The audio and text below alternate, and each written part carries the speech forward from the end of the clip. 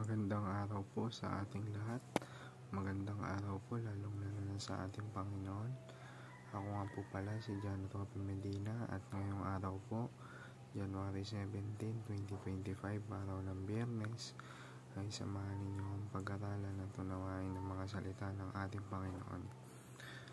Ang pamagat po ng ating devotion ngayong araw ay Pinili ko ang Diyos o pinili ako ng Diyos? Arminianism. At ang paksa po natin ay magmumula sa Ephesians chapter 1 verse 4 to 6. Ano nga ba yung pinatutungkulan nito? Sinasabi rito na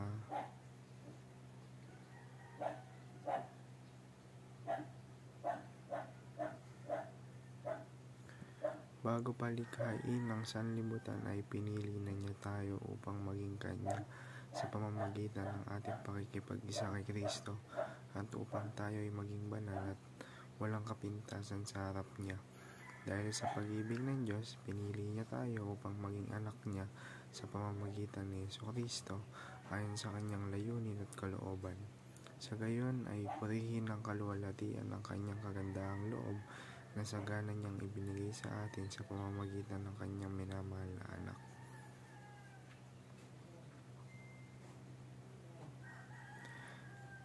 At para naman po sa ating katuruan ngayong araw, unang-una,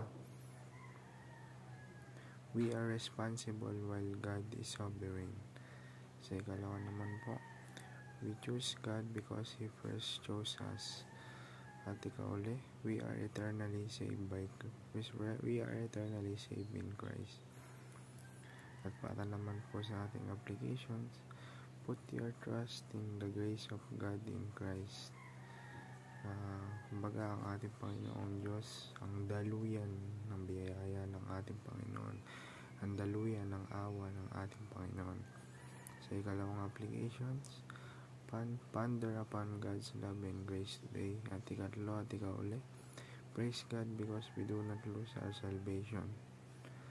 At para tapusin po ang ating devotion ngayong araw, tayo po'y manalangin.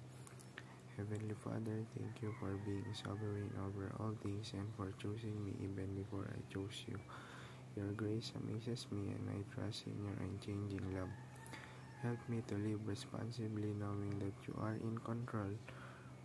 Remind me daily of your grace in Christ and how secure I am in your hands. I praise you for the eternal salvation you have given me, a gift I can never lose because of your faithfulness. Teach me to rest in your promise of eternal security. Let me demonstrate the evidence of salvation by living a renewed life. Change me through and through. Let me honor you with all my life. In Jesus' name, Amen. Yun lamang po. Maraming salamat po sa inyong pakikinig. God bless us all.